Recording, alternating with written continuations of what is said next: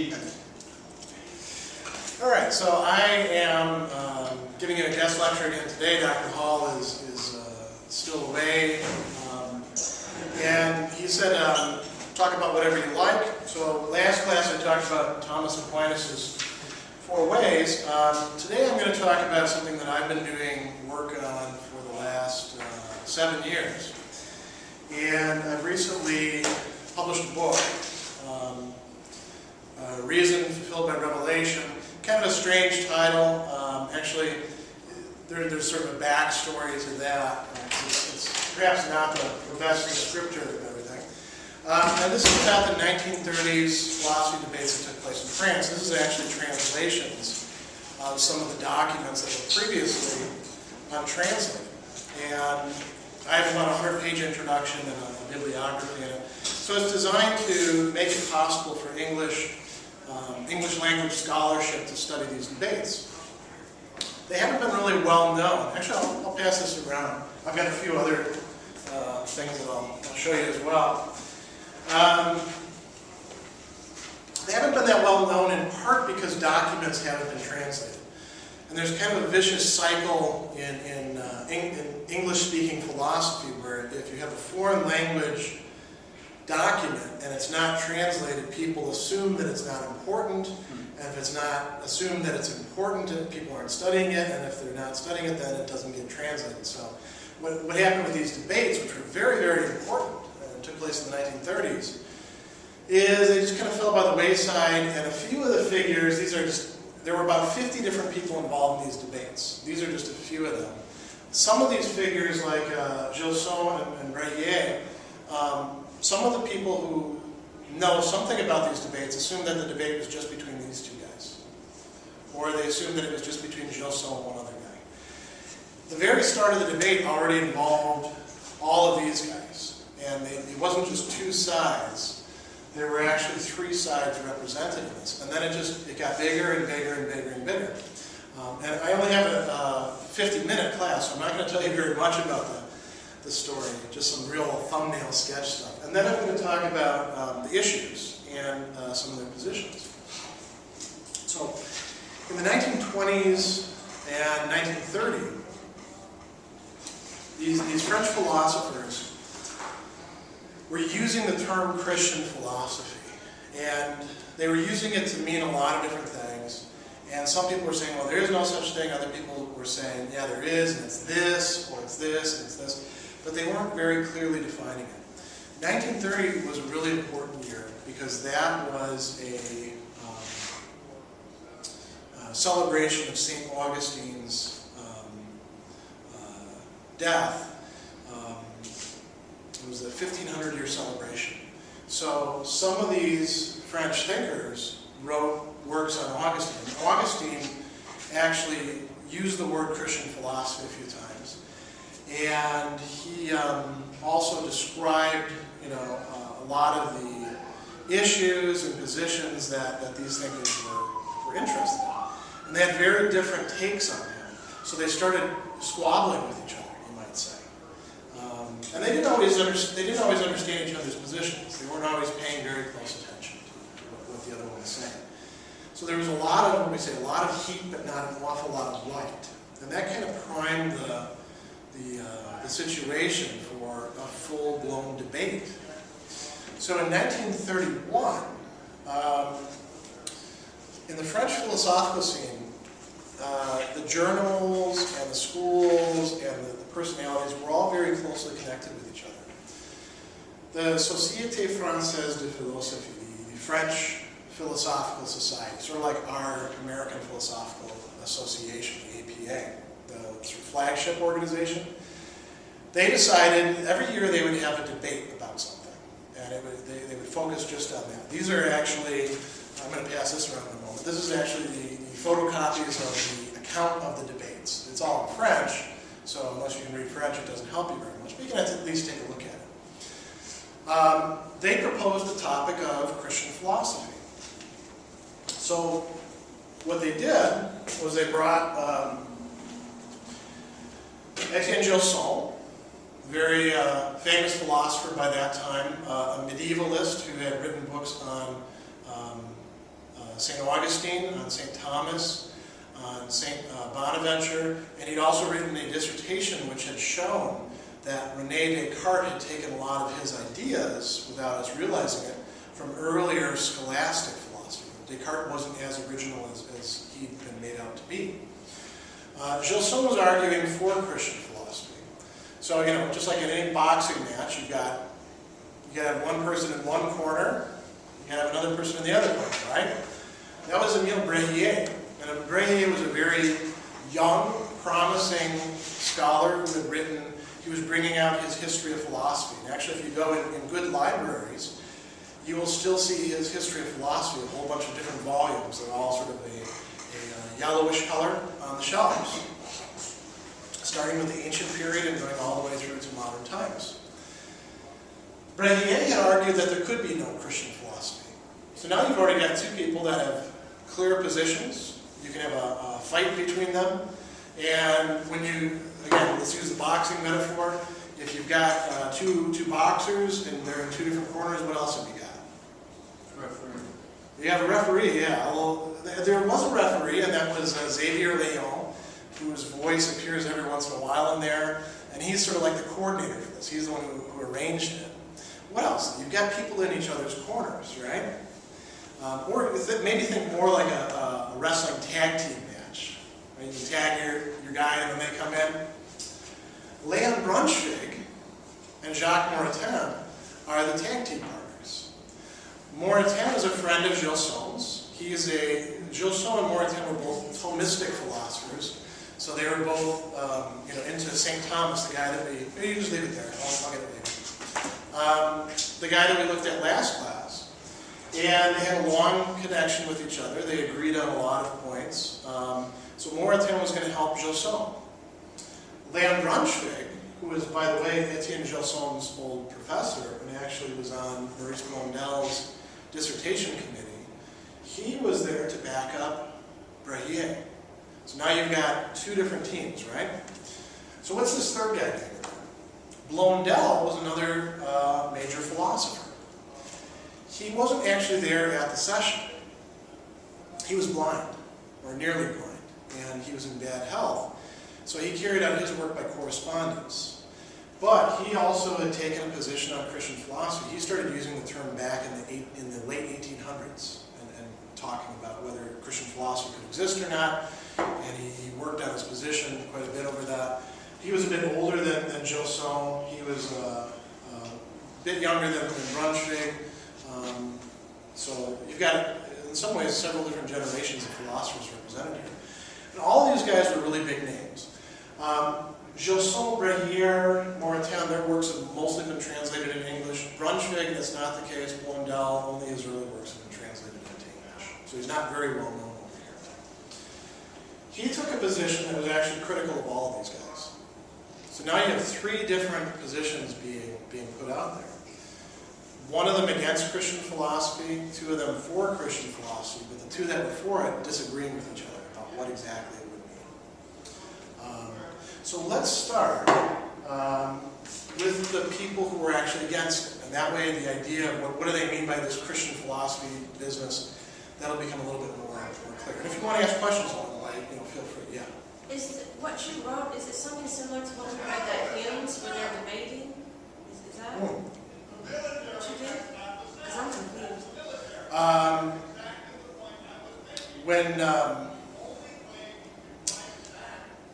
When he was writing, he's actually arranging a dialogue, sort of like Plato's dialogues. Those aren't real people. This was a debate that actually took place among real people.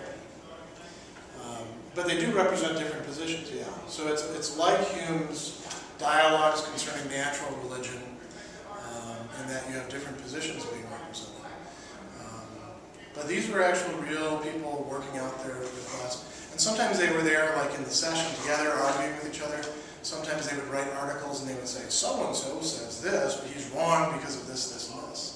Or, for instance, Etienne Gilson, he actually gave what are called the Gifford lectures. These are some lectures on philosophy of religion or on theology that they give in England every year. And this was published as a book. And in the book, he'll say, well, so-and-so says this, but here's how he's right and here's how he's wrong.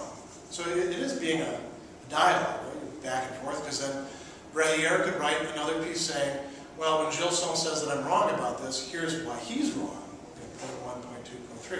And this is how you actually debate things and dialogue with people in the world of letters. Oh, let me pass this one. This is Gilson's book, Spirit of Medieval Philosophy.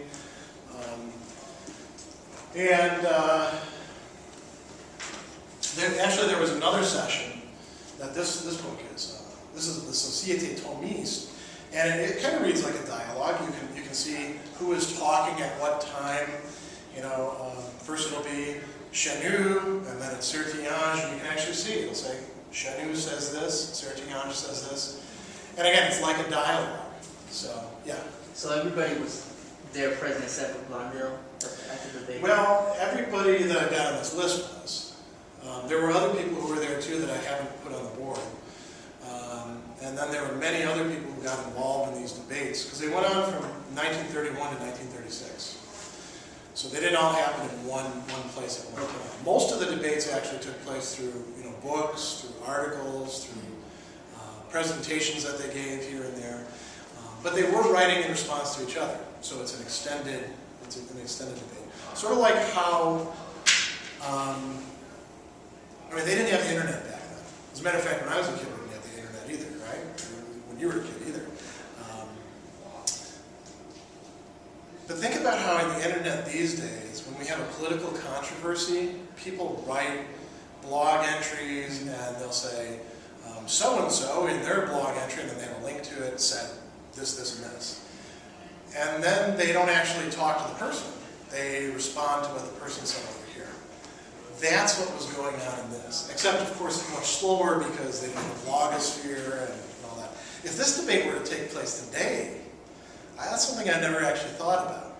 If this were to take place today, it would be quite different. Things would have happened a lot quicker, I think, than they could back then. Just because our communications are so much quicker. I do have some websites actually devoted to this as well. But it hasn't gotten involved in any controversy. Okay, so let's start with the guys who were against Christian philosophy.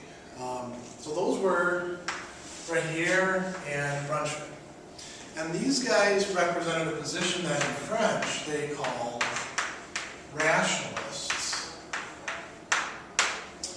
And if you think about your history of philosophy, you may think back to the continental rationalists versus the British empiricists in the modern period. Does that ring a bell for some of you?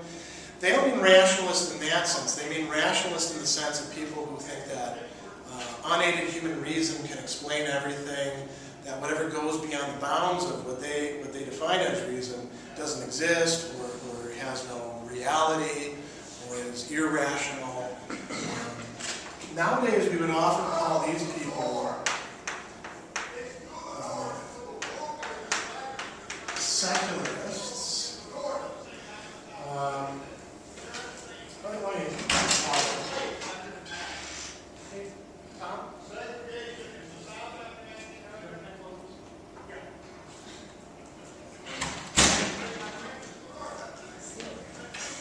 want to see if I can close this door so we have a little bit of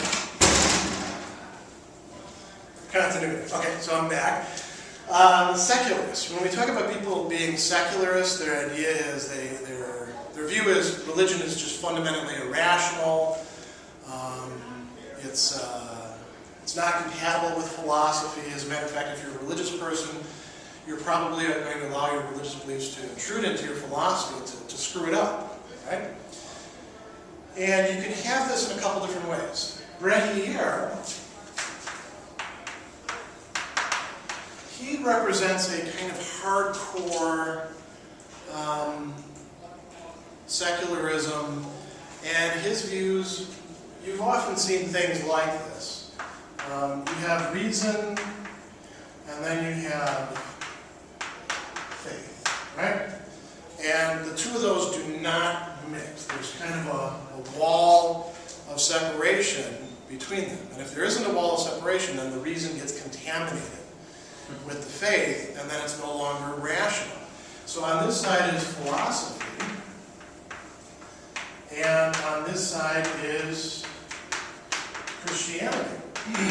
And everything insofar as it's Christian, as it involves, dogma or belief, is irrational or beyond reason. Christians would say sometimes it's beyond reason. Well, that's just playing into it's just playing into the secularist hands, because if you say it's beyond reason, I can't explain it to you. Think about, you guys have been reading William James' Varieties of Religious Experience. If you claim to have a mystical experience, will that be convincing to people who are already committed to a very strong secularist position? Well, they'll just say you're nuts, right? You were hallucinating. There's something wrong with your brain. They think philosophy is about the unchanging structures of reality. And this is what he thought he saw in Greek philosophy. And so when Christianity comes on the scene, Brehier was a historian. He said, can we actually find any Christian philosophy? Well, when Christianity comes on the scene, if it's going to make a contribution to philosophy, we should be able to point it out and say, here's where we had the philosophy part, and then the Christianity came in and it changed philosophy. It added to it. And he says, do we have anything like that? And he says, no. As a matter of fact, the church fathers, they weren't doing philosophy, they were just doing theology. St. Augustine, he was influenced by Plato through Plotinus. But he also said that in the Bible he found something going beyond Plato, right? So St. Augustine would be over here. What about Thomas Aquinas, the guy that we looked at last time? He actually thought that reason and faith would lead to the same results. They should go to the same place. Well, Thomas Aquinas isn't really giving you a Christian philosophy either, because actually he subjects philosophy or reason to faith. So no luck during the Middle Ages. What about the modern period? How many of you have studied Descartes? Well, Descartes has a proof of God's existence, doesn't he? Actually, he has a couple proofs. You guys might have talked about them a little bit in this class, I don't know. And there's other modern thinkers who do too. What does Descartes actually do with God once he's got God in the picture? He uses him, as part of his philosophical scheme, but is there anything really like Christianity in it? No, it's pretty adventitious. He brings in God just to get things going and then leaves him alone. This was Pascal's criticism of Descartes, and Brehier brings that up. So that, the 19th or the 17th century doesn't get it for us either. In the 18th century, it doesn't. And he goes all the way down to the present. He says, look, every time that you say that there's some sort of positive relationship between these, if you really look at it closely, it breaks down. And either they're sort of rationalizing religion, they're taking the mysterious element out of it, and then the Christianity kind of just becomes philosophy, or they're subjecting philosophy and reason to a Christian dogma, which is irrational. So we don't have a Christian philosophy. Because he says there could be two ways in which it could be Christian. If you mean a philosophy that's actually subject to some sort of authority, then it's not philosophy anymore. Because, philosophy means free thinking, doesn't it? That's how it's different than theology. Or if we could actually observe a case where Christianity made a positive contribution to philosophy, or changed the nature or the course or the direction of philosophy, then we'd have Christian philosophy. But that doesn't exist in history, so case closed. So that's one of the guys arguing against Christian philosophy. One of them bring up the point that about the Christian philosophical position. Mm-hmm. Is that going to be one of the arguments? That say that again? That about the Christian philosophical perspective and how that perspective has an impact on philosophical thought rather than really a contribution. Brehier would say that there is no Christian philosophical thought. Position? Yeah, because it's really just theology disguised as philosophy. That's what Brehier says. He's a rationalist. Yeah. What about, say, like another religion, like Buddhism? Yeah, that brings up a really interesting point. I've done some thinking about that. I haven't actually done any writing yet at this point. There haven't been any Muslim philosophy debates or Buddhist philosophy debates Hindu philosophy debates along the lines of these things. There's no reason why you couldn't. There's no reason why you couldn't raise these problems in relation to other religions. It just hasn't really been done at this point. And the guys that were doing this, they were not so interested, except for Brunschvicg, in other religions. Let me go on to Brunschvicg, because actually you'll see how he's interested in other religions, and it's not going to get you, it's probably not going to get you Christian philosophy or Buddhist philosophy or anything like that. Brunschvicg was a little less inflexible than Brehier is. Think of Brehier as putting like a dividing wall. On this side is faith, on this side is reason. They can't mix, and if they do, it's like matter and antimatter mixing together. It's terrible, right? It's the Fideist position? No, Brunschvicg is in some ways closer to that. Brehier is just saying, just philosophy. Okay, he eliminates, okay. Yeah, you don't have, God, anytime you bring up God, it's going to be a problem. Brunschvicg is much more flexible, and Brunschvicg says that, well, religion is to some degree rational, but it's less rational. These aren't his actual words, but this is a way of understanding. It's sort of like less rational reason. Rationality has not been fully developed. So we move from religion eventually to what he would call spirituality, which is philosophy. Not just any philosophy, the philosophy of, say, Hegel or Spinoza, these great thinkers. So somebody like Thomas Aquinas would actually be back here. His reason, his rationality was not yet fully developed. Descartes would be further along. Where would the apex be? Well, of course, with Brehier and Brunschvicg. Read his books, and he's taking Hegel and Spinoza and going farther.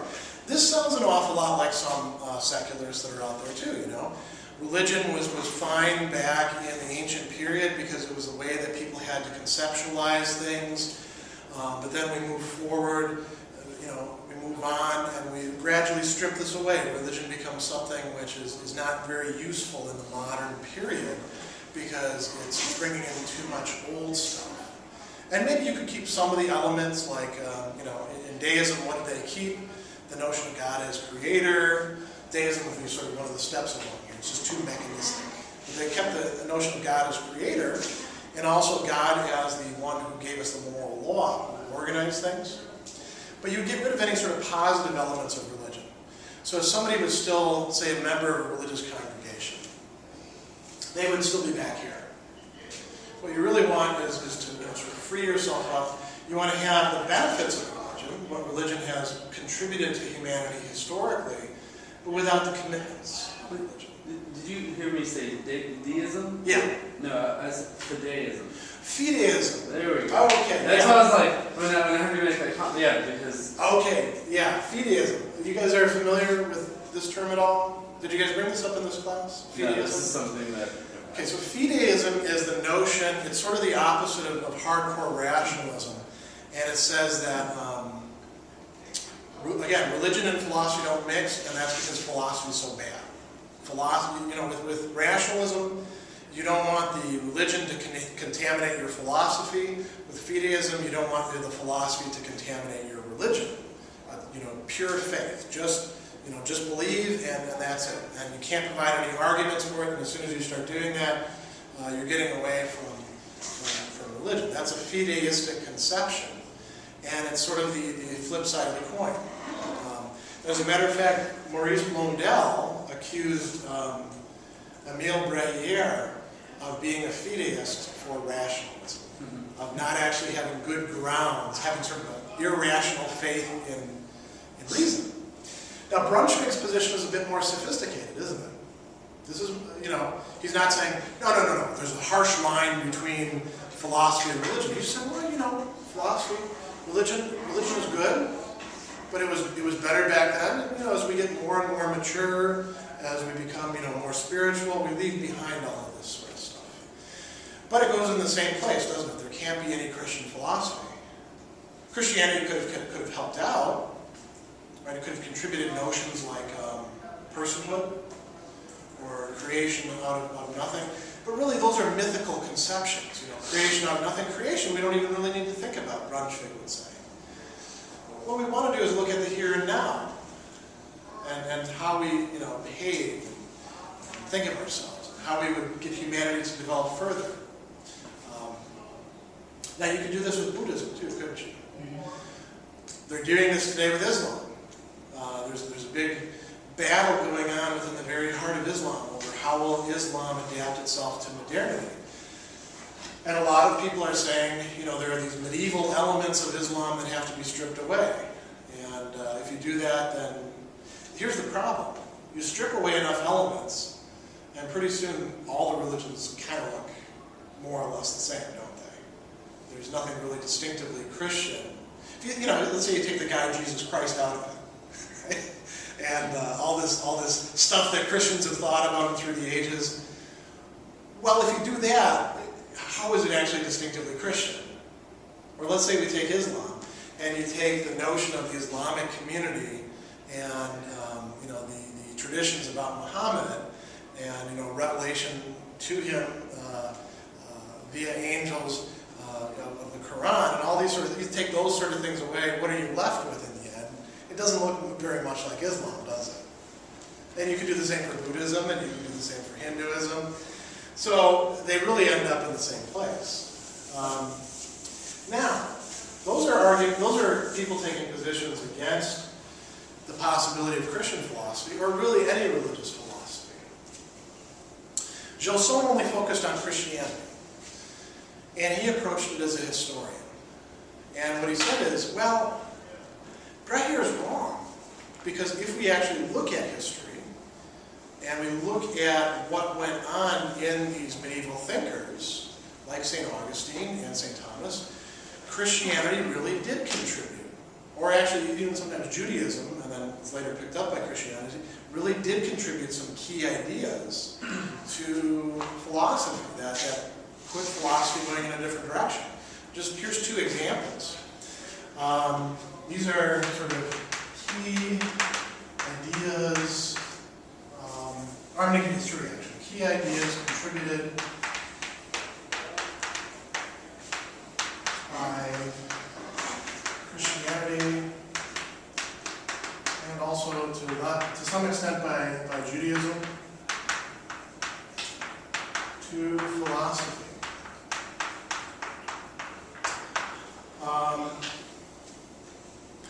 One of them would be the idea of creation, we call ex nihilo, out of nothing. In the beginning, God created the heavens and the earth. Now, I talked about this last time. What do the ancient Greeks believe about, creation? Well, it wasn't creation in that sense. The gods took stuff that was already there. And you see this in a lot of ancient mythologies. You see this in Babylonian mythology. You see this in Norse mythology. You also see this in some of the Indian myths that go into the Puranas. They take some pre-existing material and then they make stuff out of it, right? So they are creating order, but they're creating it out of some pre-existing chaos. Well, at least with some Judaism, some fairly philosophical Judaism, like that of the Alexandrian Jews before Christianity. And in Christian thought, God creates everything out of nothing, literally out of nothing. There's nothing there that he starts with. God makes it. That's a radically new thought. And if you have a thought like that, there's other thoughts that come along with it, and your philosophy will develop around those thoughts. So you couldn't have a Descartes, for example, without having creation ex nihilo back in the background somewhere down the line. I'll give you another example. God as, I'll use a capital, being, or what Gilson called the metaphysics of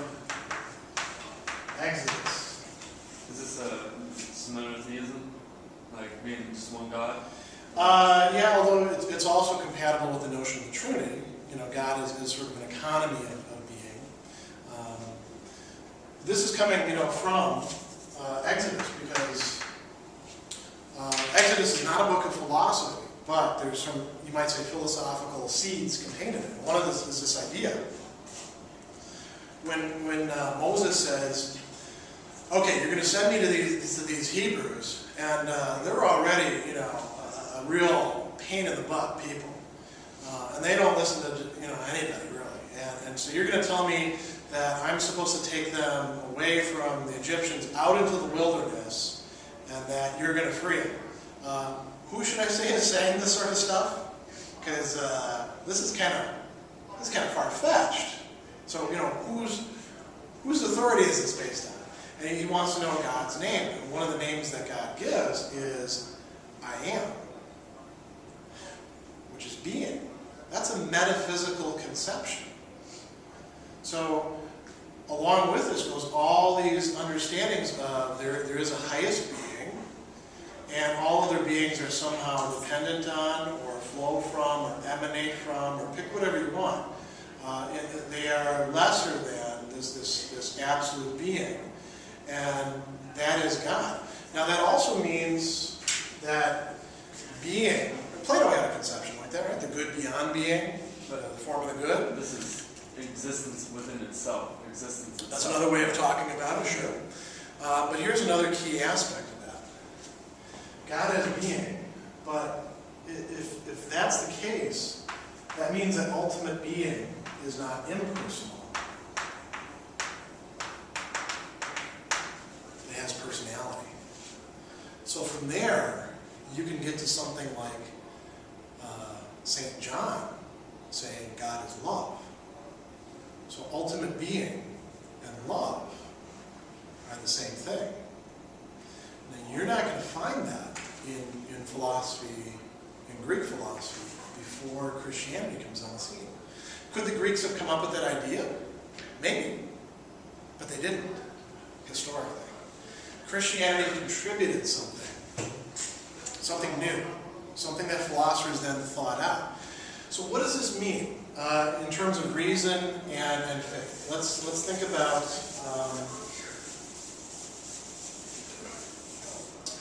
you start with something that is contribution from, we'll just say religion. Let's be very generic, okay? Some sort of notion contributed by religion, and then human reason, which might have been able to discover that, works on that, and then you have new philosophical ideas. It could be a new experience, right? The experience of human nature is fallen. That may make you think about the nature of our wills. How is it that we can will the bad and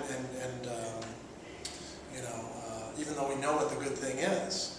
If that results in new philosophical ideas or new philosophical systems, then Christianity, or any other religion in that case, would have made a contribution to philosophy. And this didn't have to be in a philosophical state originally. I mean, look at the Bible. Is the Bible? There are parts of the Bible that are actually philosophy. Proverbs, for example. That's, ancient philosophy. It's not arranged in a system, but those were the wise men, the sages. Ecclesiastes is making a philosophical argument. The book of Job is actually a dialogue, going back to the dialogue thing. If you read the book of Job, there's characters in it, and then they say, okay, well, you're saying this, and your argument is crap because of this, this, and this. They're having a philosophical debate with each other. And then, of course, God shows up in the end and says, you're all wrong. And some of you are more wrong than others, he says, right? It may not be in a philosophical state originally, but through reason it's transformed into a philosophical state. And that's what Gilson saw going on in medieval philosophy, and so did Jacques Maritain. And who was it going on best in? Thomas Aquinas, because these guys are Thomists. And one of the other contributions that they made that I think is really, really vital And I think that you guys will find something really useful in this. This is all very interesting. Another thing that Gilson focused on, we often talk about philosophy and religion as if they're things, don't we? Like, so we could actually draw a line between philosophy and religion. And you could go to the library and you could, here's the philosophy section, here's the religion section. It gets a little mixed up where you have the philosophy of religion section, right? But you kind of think of them as if they're things that exist independently of themselves. And this actually kind of goes to something we were talking about after class, about thinking about your own ideas with respect to this. How does philosophy actually come about? Does it just pop into existence by itself? Think about Hume's dialogues. Those characters, did they just sort of happen on the scene and Hume saw three guys arguing and he said, I'm going to write this down, this is really good. That's not how it happened, is it? What happens so that philosophy can then later on be written down in philosophical systems? What do you have to have? Well, introspection and the question why. Okay, so those are activities. What were you going to say? Curiosity? Or Curiosity is a condition, and what are they activities or a condition of? What else do you need on the scene? You don't think about this very much because it's always there. Free thought. Free thought, belonging to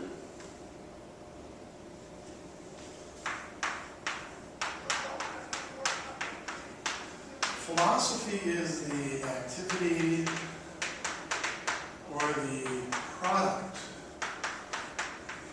of, there has to be a subject. There has to be somebody actually doing it, right? The human being. Descartes' philosophy exists because there was a guy named Descartes and he thought about this stuff. And before he actually wrote any of it down, he thought about some of it, and then he thought about it some more, and some of it he said, that part's kind of sketchy, I'm going to leave that out. And other parts he fell in love with and said, I got to write this down so other people can see it. And the human being, the existing human being, whereas Gilson calls him the concrete human subject. What about consciousness? I mean, you do abstract. Consciousness is of a human being. No human being, no consciousness. Unless you count angels and God or something like that, right? Or we're going to say dolphins are conscious, we can get into discussions, but dolphins don't give us philosophy yet. As far as I know, the angels don't philosophize. Human beings do. The concrete human subject. Gilson says something really beautiful in one of his discussions of this. He says, I would like somebody to show me something that doesn't actually exist. A human being in which his faith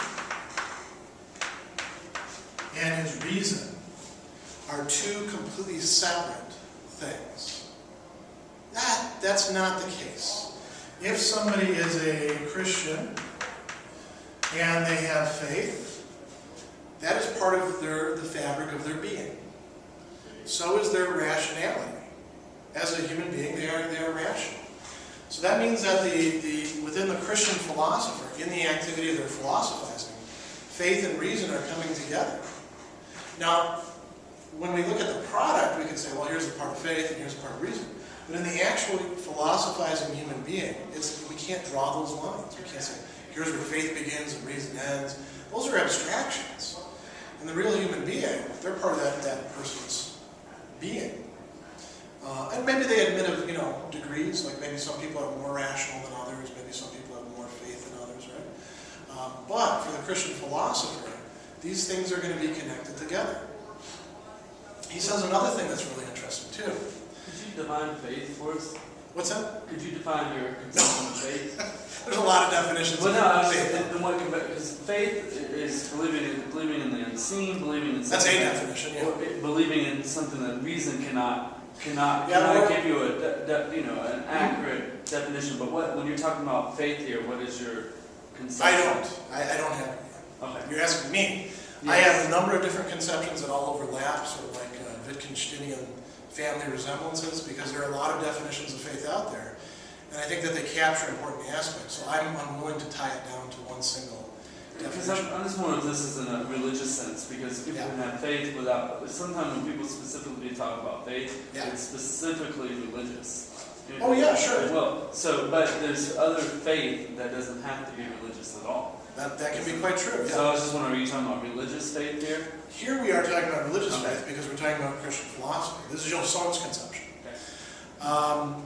One thing to keep in mind is that faith for religious thinkers is not merely propositional, believing in something that you can then say. It also involves affective, feeling and action, practical dimensions. So like St. Anselm says, faith actually means stretching out or striving towards the object, the loved object, not just believing in it.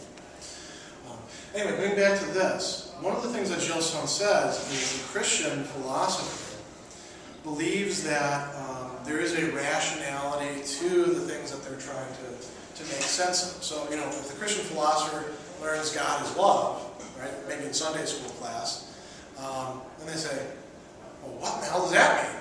Right? And then they begin philosophizing, right? They're trying to use reason to make sense out of some sort of mystery that they can penetrate into someone.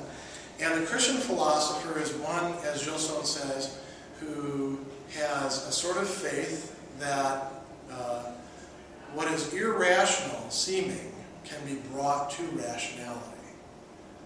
And that he talks about the rational fertility of Christianity. That there are these ideas that they have to be thought out.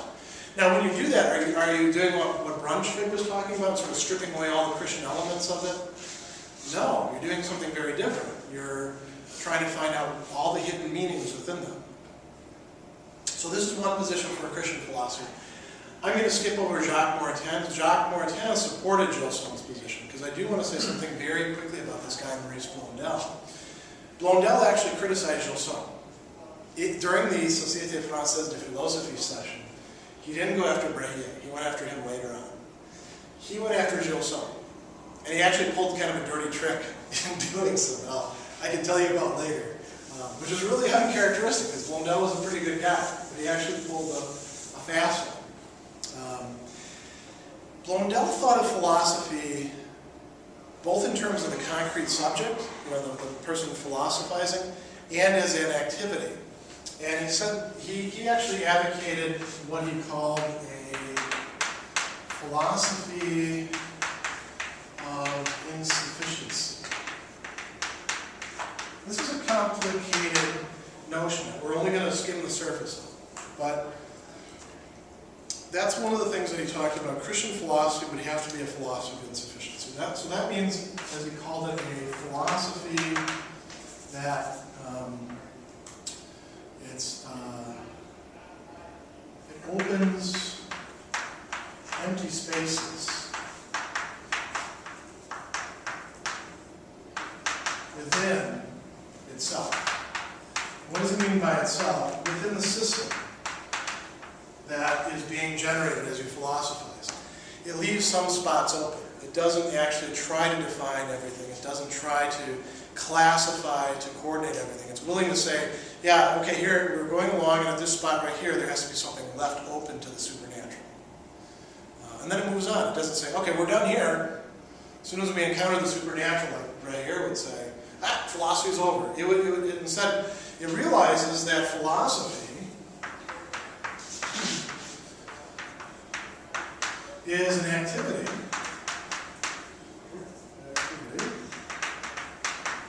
of reason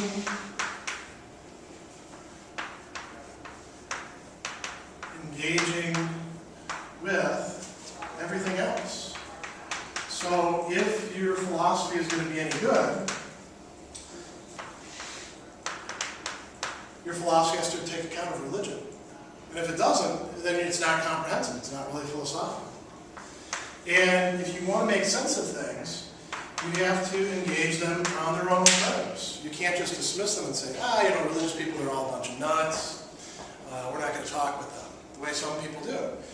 You also can't say, religious people, they're all completely correct, therefore now we're done, we can go home, we don't have to do any more philosophy.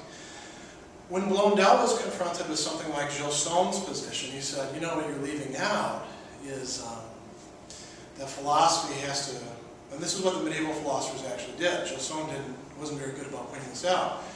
It has to be a philosophy of insufficiency. It has to say that philosophy by itself can't actually solve everything, but it has to discover that through its own activity. The philosopher can't just be told from above by the theologian, hey, you're going to reach this point, and at this point, you have to shut up and let me talk. That doesn't work. I mean, what happens when you tell a philosopher that? Keeps going. What's that? Keeps going. They keep going, and usually they start criticizing you and saying, who are you to tell me that? I'm a free thinker, et cetera, et cetera.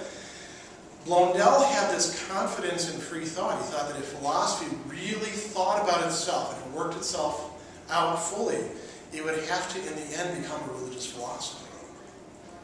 It would have to realize that there are things higher than itself that actually permeate its own philosophical systems at every point. But it had to be allowed the freedom to do this. It couldn't just come down from up on high with somebody saying, thou shalt give way to theology, or something like that, right? That's not going to work. The philosopher cannot accept that because that would be, like Brehier was pointing out, that would be irrational. But is that the way that philosophy actually did develop in the Middle Ages? Was it just that the church said, you must believe in this, this, and this, and your philosophy must conform to this? No. I mean, there were some figures like that, and there were actually some Fideists, like Peter Damians, who said, not only is philosophy a tool of the devil, grammar is even a tool of the devil. That's pretty extreme. But the great medieval philosophers like, Thomas Aquinas and Anselm and Bonaventure and Augustine and Boethius and all these guys, what they were doing is trying to make sense out of the Christian life and experience and doctrine that they had inherited as philosophers. And they did, in fact, open these spaces in their philosophy. They didn't. You could say that Thomas Aquinas kind of tried to solve everything, but actually, if you read his works, he leaves a lot of things open where he says, yeah, at this point, we have to acknowledge something more than just natural reason working. Now, what's really interesting, and this will be the last thing I leave you with, Blondel saw his position as in opposition to Gilson's position and Maritain's position, and Gilson and Maritain saw their position as being like irrevocably in opposition to Blondel's position. So you had two positions for Christian philosophy that saw each other as incompatible. They were actually not only compatible but complementary. In order for Blondel's position to work, you need something happening like what Gilson talked about. In order for Gilson's position to actually make full sense, you need something like what Blondel is talking about. These guys couldn't see that. I don't know exactly why. They had personality conflict or something like that. Other people in the debates did see that, and they pointed it out. Yeah. Did they represent different sects of Christianity? No, these guys were all Catholics. As a matter of fact, most of the people involved in debates were Catholic thinkers. There were a few Protestant thinkers. Jacques Bois, Pierre Guérin, I'm blanking on some of the others. And they were mostly in Strasbourg, which had a Protestant theology faculty, which had to do actually with the Franco-Prussian War.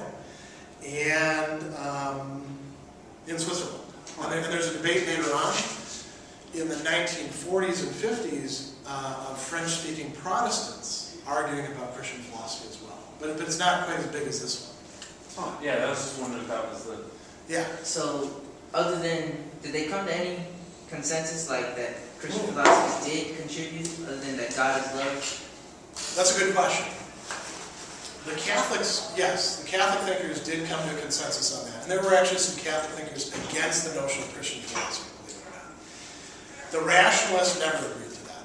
But the Rationalists actually, they get the debate started, but by 1932 through 1936, it's mostly Catholics and Protestants debating this with each other. Because would the Rationalists be more towards the Greek philosophy? Because I think we were reading Hume. Yes. And then they said that to give God humanistic traits, that's... Anthropomorphizing, yeah. Brunschvicg would say you want to strip away the anthropomorphical traits. Brehier would see those as just irrational. What were you going to ask? You know, can the rationalists say that some people just don't know? Say that again? Can the rationalists just say, the rationalists saying that, okay, these guys are saying that, okay, if we don't know it, then it must have, you know, it's a mystery. Can they just say we just don't know it, then wait to know? Yeah, if a Christian were to say something like, well, that's a mystery, we just don't fully understand it, a rationalist would say, aha, you don't know anything about it, and therefore it's not anything that belongs in philosophy. But can the rationalists be a philosopher and say, you just don't know this, there's no way to know? Yeah, but in point of fact, they don't. Usually, they could just say, well, we just don't know, let's be agnostic, you know, we're not going to go any further with this. Well, that's what Hume did. Hume was a lot more committed than just saying, we don't know. He was actually taking a very strong side against religion.